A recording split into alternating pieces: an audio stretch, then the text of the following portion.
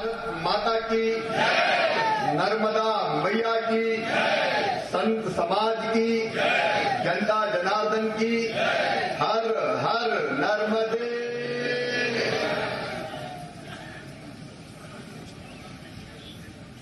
आत्मनो मोक्षार्थ जगत हिताय च। आत्मा के मोक्ष और जगत के हित के लिए जो तपस्या रथ है, ऐसा संत समाज परम सिद्धे श्री श्री 108 श्री महामंडलेश्वर श्री हरिहरानंद जी महाराज, अनंत विभूषित श्री महेंद्र राम भूषण दास जी महाराज, विश्व प्रेमानंद पुरी जी महाराज, जिनको प्रहलाद जी निकाय के सब कहते मोहन महाराज, जगत गुरु स्वामी राम राजेश्वराचार्य जी, महेंद्र ब्रह्मगिरी जी, श्रद्धेय हिमाद्री मुनि महाराज जी, विश्वात्मा जी, सभी संतगण, और आज नर्मदा पुत्र के नाते मां की कृपा और आशीर्वाद से अनेकों सौगातें इस पवित्र तीर्थ के लिए लेकर आए हैं। ऐसे हमारे केंद्रीय मंत्री और मध्य प्रदेश के बहुत वरिष्ठ नेता और अपने आप में एक अद्भुत नेता आदरणीय श्रीमान प्रहलाद पटेल जी, आज मैं चाहता हूं आप दोनों हाथ ऊपर उठा के ताली बजा के उनका स्वागत कीजिए, उनका अभिनंदन कीजिए। ऐसे उन्होंने कहा तेरा तुझको अर्पण क्या लागे मेरा, यही भावना है जो और बड़ा बनाती है। मेरी सरकार के मंत्री और वरिष्ठ नेता आदरणीय बिसाहूलाल जी, जनजाति कार्य मंत्री मेरी बहन सुश्री मीना सिंह जी, हमारी पर्यटन और संस्कृति मंत्री मेरी बहन पूजा ठाकुर जी, इस क्षेत्र के लोकप्रिय सांसद हमारी बेटी हिमाद्री सिंह जी, आदरणीय जय सिंह जी, बहुत वरिष्ठ नेता भारतीय जनता पार्टी के, बहन मनीषा सिंह जी, रूपमती सिंह जी जो हमारी जिला पंचायत के अध्यक्ष हैं, आदरणीय ब्रजेश गौतम जी भारतीय जनता पार्टी के जिलाध्यक्ष, रामदास पुरी जी पूर्व जिलाध्यक्ष, प्रभा जी, अनिल जी, सुदाम सिंह जी, दिलीप जी, श्रद्धेय मंच, मेरे प्रिय बहनों भाइयों भांजे भांजियों, मैं आज नर्मदा मैया को प्रणाम करता हूं, संत समाज को प्रणाम करता हूं और आपको भी दोनों हाथ जोड़ के शीश झुका के फिर प्रणाम करता हूं। अभी बिसाहूलाल जी और मीना सिंह जी कह रहे थे कि पहली बार अमरकंटक चौथी बार के बाद आ पाया। अब जो करती मैया करती, 1.25 साल का वनवास का योग था, लेकिन अनूपपुर वालों ने दोबारा, क्योंकि ये विधानसभा देखो, सरकार तो 1.25 साल बनाई और दादा का बड़ा हाथ है उसको बिसाहूलाल,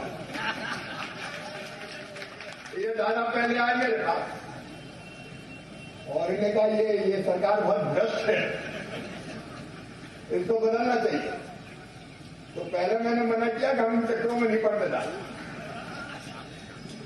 बाद में जो स्थिति थी, मैं मां की कृपा से करूं, सच में राजनीतिक बात नहीं कर रहा, मन में भाव आया इसकी निकल गई। लेकिन आप जैसे लोग कहने लगे नहीं इससे काम नहीं चलना, 5 साल में ये बर्बाद कर दें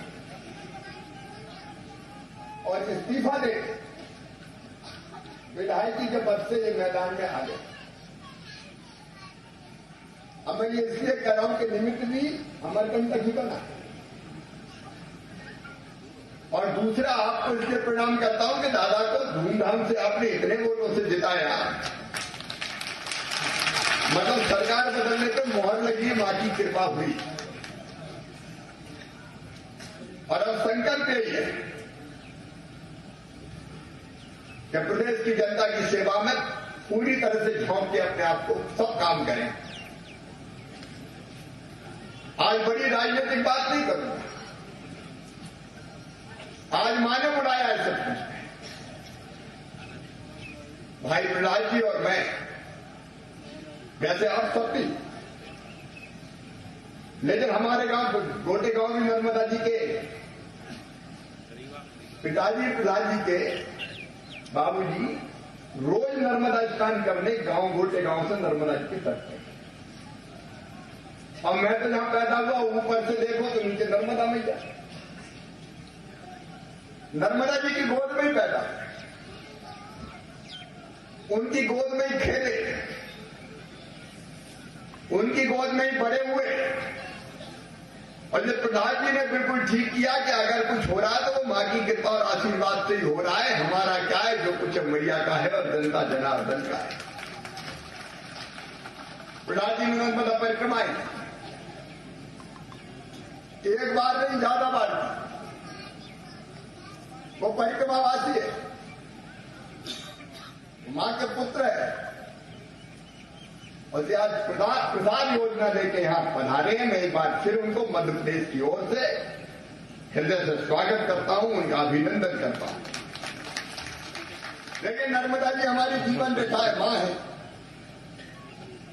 केवल धार्मिक दृष्टि से नहीं, आध्यात्मिक दृष्टि से, भक्ति भाव से, धार्मिक दृष्टि से। सावलाल जी ने ठीक कहा, भृगु ऋषि, कपिल मुनि, जमदग्नि महाराज, कई संतों ने इस पवित्र तट पर तपस्या की है, तपस्या कर रहे हैं। और मध्य प्रदेश का जो आज स्वरूप है, आज मध्य प्रदेश अगर विकास और प्रगति की दौड़ में भी आगे बढ़ा है तो कृपा है नर्मदा मैया की। आजादी के भंडार भरे, गेहूं 1 करोड़ 29 लाख मीट्रिक टन खरीदा, पैदा हुआ तो नर्मदा मैया की कृपा से पैदा हुआ, पानी खूब मिला। गेहूं हो, धान हो, मध्य प्रदेश में जो समृद्धि आ रही है मां की कृपा से आ रही है। लेकिन मां का उद्गम स्थल है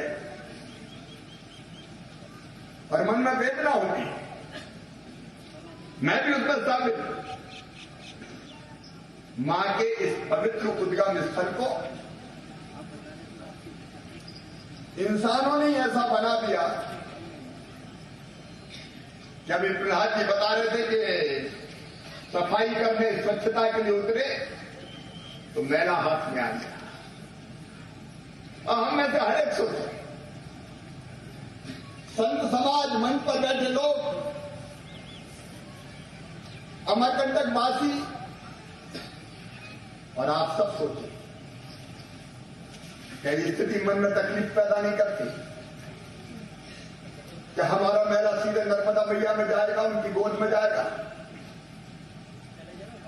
एक के बाद एक अनेकों निर्माण के काम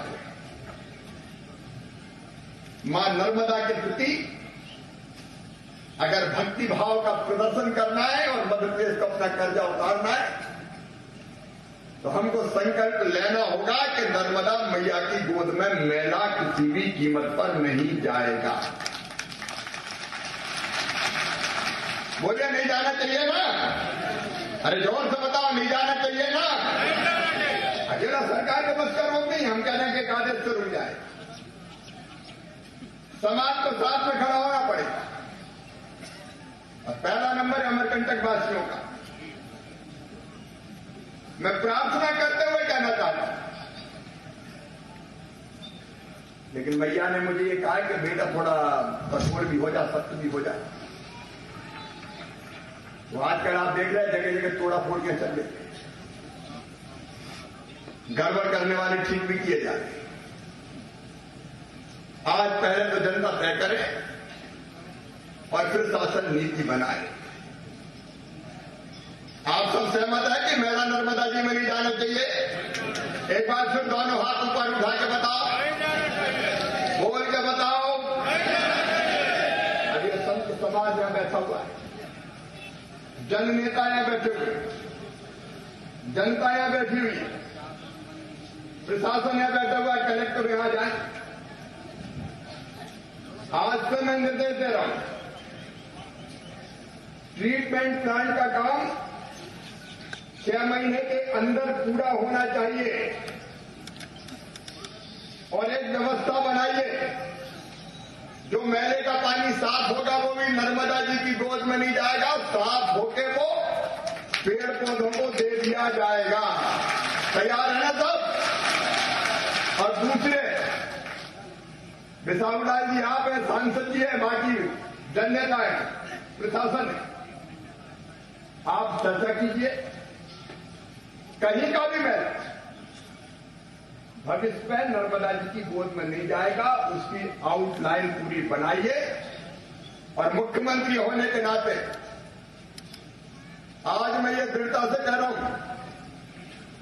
मैं आज की बात नहीं कर रहा, व्यवस्था बनाने में जितना समय लगे, आप जहां से मेला जाता हूं सबसे बात की, आप आश्रमों से भी बात की, आप बाकी भी जितने संस्थान हैं उनसे भी बात की। और फिर मैं आज कह रहा हूं, इसके बाद अगर कोई ना माने तो उसके खिलाफ सख्त कार्रवाई कीजिए, सख्त कार्रवाई। बोले सब तैयार है? ये नहीं होगा, बिना जनता के सहयोग के भी नहीं होगा, बिना कड़ाई के भी नहीं होगा। दोनों चीजें हमको करनी पड़ेगी। एक व्यवस्था बनानी पड़ेगी और कलेक्टर का कैंप कार्यालय सप्ताह में 2 दिन नहीं कर दीजिए, अमरकंटक में देख रेख करनी पड़ेगी। ये ऐसा नहीं कि फ्लाइंग विजिट से काम चल जाए। ठीक बात है कि नहीं भाई? संतों का आशीर्वाद है इस काम के लिए, संतों का आशीर्वाद चाहिए। और प्रधान जी ने तो कहा है, हम सहमत हैं, आप एक लाल डोरा बना लीजिए अमरकंटक परिक्षेत्र में, उसके अंदर कोई पक्के निर्माण का काम नहीं होगा तो अमरकंटक बचेगा। ताली जरा कम बची भाई इससे। सब तैयार है? अमरकंटक पवित्र तीर्थ हमारा, ये स्वच्छ रहे, ये नितांत आवश्यक है। पहले व्यवस्था बने और बाद में व्यवस्था का पालन कोई ना करे तो कराई जाए। और या कोई सरकारी बिल्डिंग नहीं बनेगी, ये मैदान रहेगा। कुछ जगह तो खाली रहे, सीमेंट कंक्रीट का जंगल बना दिया तो बताओ कहां जाएगा पानी वर्षा का? धरती में जा ही नहीं पाएगा। साइंटिफिक तरीके से और विचार कीजिए, सोचिए क्या क्या हो सकता है। और राजेश श्रीवास्तव एक टीम और आएगी आपको बना देंगे, वैज्ञानिक तरीके से व्यवस्थाएं करके कैसे मैया में स्वच्छ जल कल करके बहे उसकी व्यवस्था करनी है। शायद इसलिए मैया ने बुलाया, प्रहलाद जी को भेज दिया। कई बार कुछ संयोग होते। और दूसरी बात, गायत्री सावित्री ये माँ में आते मिलती, उनमें क्या बहता है? जितने भी सरोवर हैं आप एस्टीमेट बनाइए, गाद निकालने के लिए, सफाई के लिए। वैसे भी पैसा आपके पास अभी मैंने स्वीकृत किया था, 7 करोड़ बचा है कि नहीं बचा? 7 करोड़ को रखा ही है।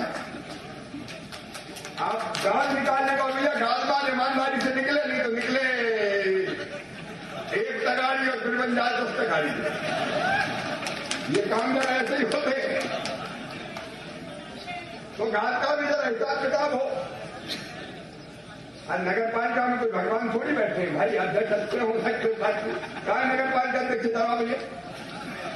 अच्छा बहन, बिल्कुल ईमानदारी से होना चाहिए, ठीक है? जितना पैसा उतनी पूरी गाद निकलनी चाहिए, ठीक है? और एक दिन गाद निकालने, श्रमदान करने हम भी आएंगे, प्रधान जी भी आएंगे, हम लोग भी निकालेंगे। जितनी जन सहयोग से निकले तन सहयोग से निकालेंगे। लेकिन बाकी हम जो भी यंत्रों का उपयोग करके भी निकालना पड़े तो उनकी गहराई तक निकालनी पड़ेगी। और गायत्री सावित्री बहे, उनकी धार न रुके, क्योंकि गायत्री और सावित्री रुकी तो नर्मदा मैया की धार भी प्रभावित होती है। अब तीसरा मुझे तो आश्चर्य होता, कौन सा विद्वान आया था यहाँ तो साल का पेड़ कटवा के यूकेलिप्टस लगा गया। अब कहां हमारे साल देखते ही मन प्रसन्न हो जाता, चमकदार हरे पत्ते, उनकी ऊंचाई, उनकी भव्यता, उनकी दिव्यता, उनकी जगह लगा दी यूकेलिप्टस। और इतना बेशरम है यूकेलिप्टस के काट के मर जाओ फिर पलट जाता है। अब ये बेशरम जरूरत नहीं है। सही बात है कि नहीं बताओ? अरे जोर शोर सही है कि नहीं? अब यूकेलिप्टस घर से निकालना पड़ेगा तब खत्म होगा, और नहीं ये तो होता ना रक्त बिंदु, रक्त भी मार मार के मैया परेशान हो गई, फिर पैदा हो जाए तो वो तो खप्पर में ही जमीन पर नहीं गिरने जाना, खप्पर में लेकर पीना पड़े। और इसकी जगह यहां की प्रजाति की जो मैया को समृद्ध करे। अब साल बहुत दिन में लगता है, साल का प्लांटेशन कैसे, ये इसका कोई तरीका अभी तक ध्यान में नहीं है, लेकिन सरई में क्या क्या हो सकता है उस पर भी चलते निकालेंगे और लगाएंगे, उसकी व्यवस्था करें, उसका एक प्लान बन जाए। मैं आज नहीं कह रहा आज ही निकाल दो, बाकायदा एक प्लान बने और उसके तहत फेजेज में एक साथ नहीं, फेजेज में, चरणों में निकालते जाए, लगाते जाए। पहले हमको लगाने वाली व्यवस्था करनी, क्योंकि यूकेलिप्टस के पत्ता से पानी इतना सोखता है कि भाप बन के उड़ता रहता है, तो नर्मदा मैया की गोद में जाते ही नहीं। और ये पवित्र क्षेत्र हमारा स्वच्छ रहे, पवित्र तो है, और नर्मदा जी की धार को उसको देखो शुद्ध करना पड़ेगा, तो यही करना पड़ेगा, फिर बाकी बाद में देखेंगे। यही अगर गड़बड़ है तो नीचे का तो सवाल ही पैदा नहीं। तो मुझे लगता है प्रधान जी का आगमन इन कामों की पूरी रूपरेखा बनवाएगा। प्रसाद योजना में कई काम स्वीकृत हुए, कलेक्टर ने प्रेजेंटेशन किया, दोहराने की जरूरत नहीं है। और एक बात केवल मैं कह रहा हूं,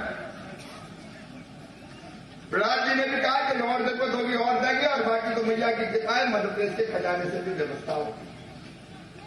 कलेक्टर ने जो प्रेजेंटेशन किया है विकास का, हाथ तो ठीक लगा क्या? सब बताए ठीक लगा क्या?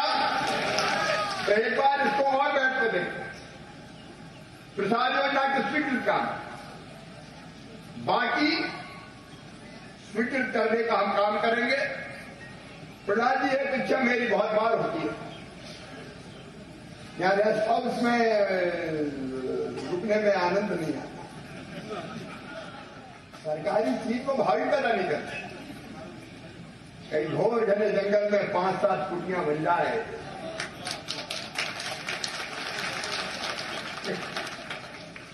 जब टूरिज्म की पर्यटन की बात हो रही थी, तो ध्यान पर्यटन भी तो हो सकता है। किसी को घर में से दूर रह के अकेले ध्यान करना है 3 दिन 5 दिन 24 घंटे,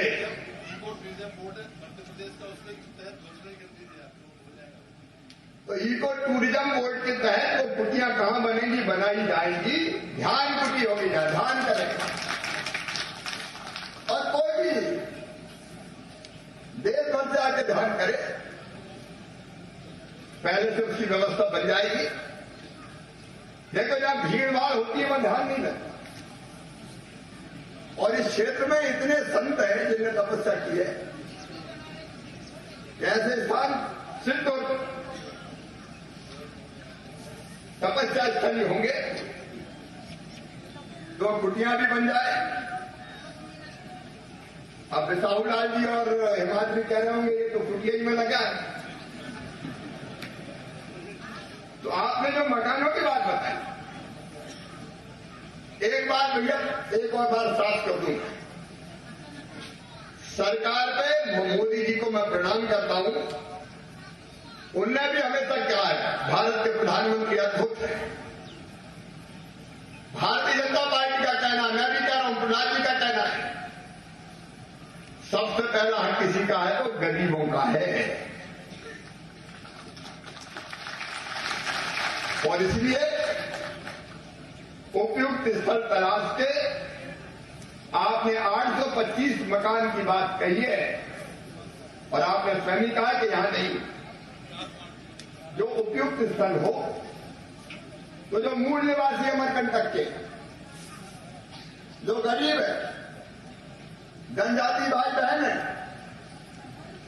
जो आश्रमों में भी सेवा देते हैं और बाकी काम में भी लगते हैं, उनके लिए ये मकान जरूर बनवाए जाएंगे।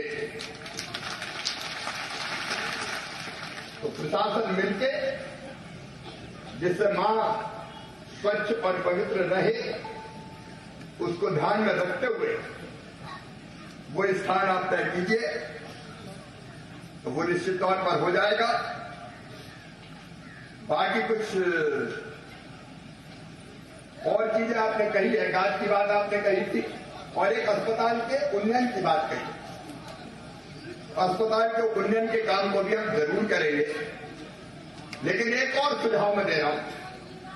अमरकंटक में जनजाति वैद्य बहुत है, जो जड़ी बूटी से जुड़ना में सकते, अपनी परंपरा है, जड़ी बूटी से इलाज होता है, उनको भी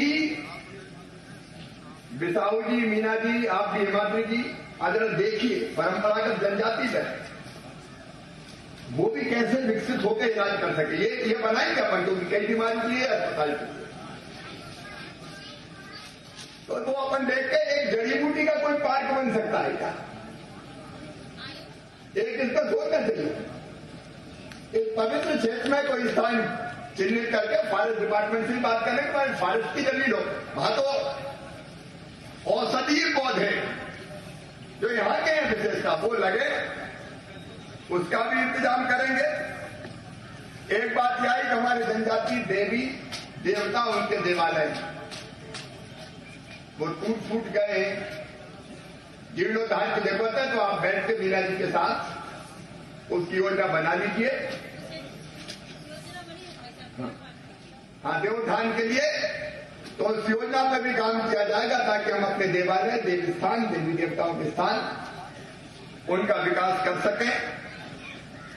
आपने जो बाकी बातें कही महाविद्यालय की और बाकी चीजें, वो देख के उस पर हम लोग जरूर फैसला करेंगे कहां उपयुक्त होगा, और अमरकंटक और अनूपपुर के विकास में भी कोई कसर नहीं छोड़ेंगे। आज तो मैं केवल नर्मदा महोत्सव भी होना, अब पिछली बार नर्मदा जी का महोत्सव ऐसा हुआ कि महोत्सव में हमारी परंपरा, हमारी धर्म, अध्यात्म, भक्तिभाव सब गायब था। भैया होटल की लीला तो अपन नहीं चलने देंगे, यहां होंगे तो धार्मिक आयोजन होंगे, उसकी फिर से पुनर्रचना की जाएगी नर्मदा मैया के महोत्सव की। नर्मदा जी हमारी संस्कृति और परंपराओं पर आधारित भजन हो, कार्यक्रम हो, प्रवचन हो, तो आनंद नर्मदा मैया के तट पर। सही बात है कि नहीं भैया? जोर से बताओ, सही बात है कि नहीं? अब 25 साल होतंगली नहीं हो गई, कोई जूता पहना घूम रहा है तो पता नहीं क्या क्या हुआ, अब अपन को उस पर नहीं जाना। तो अलग ढंग से संतों के मार्गदर्शन में नर्मदा महोत्सव की रूपरेखा बनाई जाए, मां नर्मदा महोत्सव, और कलेक्टर इसको कोऑर्डिनेट करे सबके साथ बैठ के। बिसाहूलाल जी यहाँ पे हैं, सांसद जी है, आप सब बैठ के इसको आगे बढ़ाइए। एक बार मैं फिर अपने भाई और मित्र, क्योंकि मैं आज गिन रहा था, करीब 35 साल तो सक्रिय काम करते हुए मुझे और लाल जी को हो गए।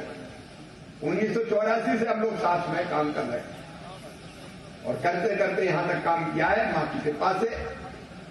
आज आपके साथ मिलकर संतों के और मां की कृपा से, इच्छा उनकी, संतों के आशीर्वाद और हमारी टीम के सहयोग से जो बैठी हुई भारतीय जनता पार्टी की, प्रशासन की, समाज सेवियों की, इस टीम के साथ मिलकर मैया के क्षेत्र में मां की इच्छा से, कृपा से कोई कसर नहीं छोड़ेंगे।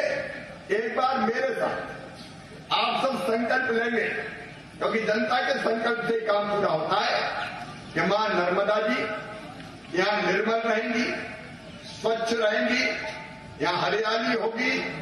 हम अपनी तरफ से पर्यावरण को बनाए रखने में, स्वच्छता बनाए रखने में कोई कसर नहीं छोड़ेंगे। और शासन और प्रशासन जो योजना बनाए स्वच्छता के लिए, कल कल छल छल करके नर्मदा मैया का जल बहता रहे, उसमें भरपूर सहयोग करेंगे। तैयार है ना सब? अरे सब तैयार हैं? तो खड़े होके अपनी जगह, दोनों हाथ ऊपर उठा के अपनी अपनी जगह खड़े होके, अपनी अपनी जगह खड़े होके संतों के मार्गदर्शन में दोनों हाथ ऊपर उठा के, दोनों मुट्ठी बांध के संकल्प है कि नर्मदा मैया को पवित्र रखने में, पवित्र तो है, शुद्ध और स्वच्छ रखने में अपना योगदान देंगे। बोलिए नर्मदा मैया की, नर्मदा मैया की, भारत माता की, हर हर नर्मदे। बहुत बहुत धन्यवाद। और अब मैं माननीय मुख्यमंत्री जी एवं सभी अतिथिगणों से अनुरोध करूंगा कि कुछ भी विभागीय योजनाओं के हित लाभ का वितरण होना। प्रतीकात्मक रूप से मैं सबसे पहले महिला बाल विकास विभाग की लाडली लक्ष्मी योजना के अंतर्गत कीर्ति उम्र 1 वर्ष पिता श्री रणवंत सिंह को आमंत्रित करता हूं कि वह 1,18,000 रुपए का डमी प्रमाण पत्र यहाँ से माननीय मुख्यमंत्री जी के एवं माननीय केंद्रीय पर्यटन राज्य मंत्री जी के कार्यक्रमों से प्राप्त करेंगे। इसके पश्चात शहरी पथ विक्रेता योजना अंतर्गत श्रीमती प्रीति सिंह पति स्वर्गीय श्री बब्बू सिंह को 10,000 रुपए का ब्याज मुक्त ऋण का डमी चेक यहाँ से प्रदान किया जा रहा है। और उसके पश्चात ग्रामीण पथकर विक्रेता बाबू रामश्याम ग्राम अमगावा को 10,000 रुपए का ब्याज मुक्त ऋण राशि का डमी चेक माननीय मुख्यमंत्री एवं माननीय केंद्रीय पर्यटन एवं संस्कृति राज्य मंत्री स्वतंत्र प्रभार के द्वारा हितग्राहियों के खिलाफ प्रदान किए जा रहे हैं। प्रतीकात्मक रूप से मंच से जो है ये हित लाभ दिए जा रहे हैं। ग्रामीण पथ विक्रेता श्री बाबू राम श्याम के पश्चात NRLM cash credit linkage limit के सुमन चंद्रवंशी एवं राधा चंद्रवंशी अध्यक्ष उपाध्यक्ष भयपुरी डेयरी सब्जी उत्पाद, इन्हें 1 लाख रुपए की लिमिट का प्रमाण पत्र दिया जा रहा है। NRLM योजना के अंतर्गत 24 करोड़ 80 लाख का अभी तक ऋण वितरण का लाभ दिया जा चुका है। 1376 प्रकरण ग्रामीण पथकर विक्रेता के अभी तक वितरित किए गए हैं। NRLM CCL के हितग्राहियों के पश्चात नर्मदा मंदिर स्व सहायता समूह, रेवा बचत साख समिति अमरकंटक, लड्डू भोग प्रसाद एवं जल पैकेट श्रीमती सुरेखा पति जगदीश सिंह, श्रीमती मीरा यादव पति राजू। और उसके पश्चात रोजगार मेला में श्री संदीप कुमार ग्राम बेलियाबड़ी SIS अनूपपुर सुरक्षा गार्ड 10,500 रुपए का नियुक्ति पत्र माननीय अतिथियों के कार्यक्रमों से। आयुष्मान कार्ड योजना के अंतर्गत संतोष दास आंध्रे अमरकंटक को कार्ड माननीय अतिथियों के कार्यक्रमों से प्रदान किया जा रहा है।